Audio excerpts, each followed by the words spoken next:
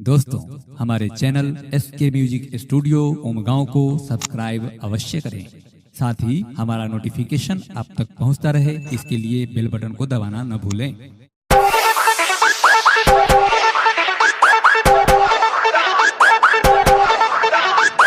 DJ Jyoti Prakash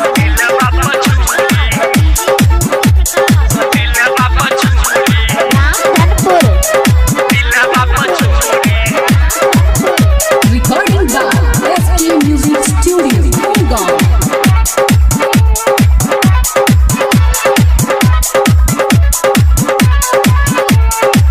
किया नहीं मिले आहा ए बैरानी, प्यार में दौक गेली जख्म निशानी। बनली हमारा सदूरी की मारली कर जवा में छुरी।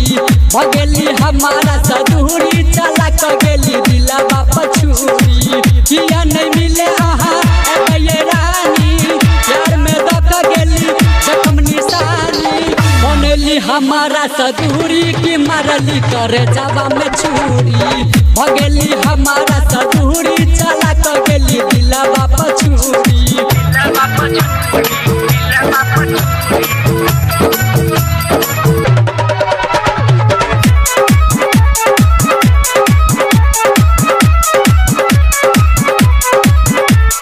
DJ Jyoti Prakash DJ Jyoti Prakash DJ Jyoti Prakash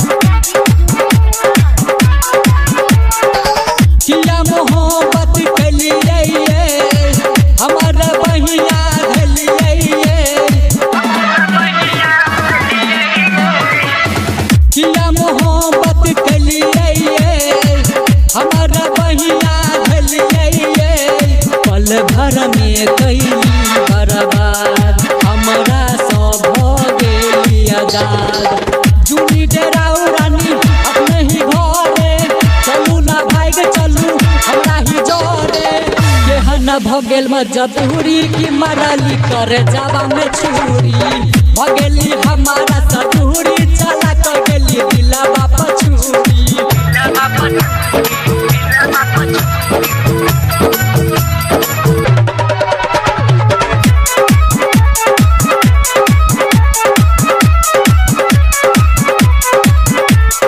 DJ Jyoti Prakash DJ Jyoti Prakash DJ Jyoti Prakash रोग धरैली जवानी में, गलती भ गेलै नादानी में। रोग धरैली जवानी में, गलती भ गेलै नादानी में। पल पल आवे अहाँ के याद, कोना बिसरबै अहाँ के बात। कहैया प्यारे सुमन मनीष आशिक ये, श्री कृष्ण दाम जी के डूबेले दिल ये। रंजस के दिल दलिए टूरी की मारली कर जवा में छुरी। भगेली हमारा सदूरी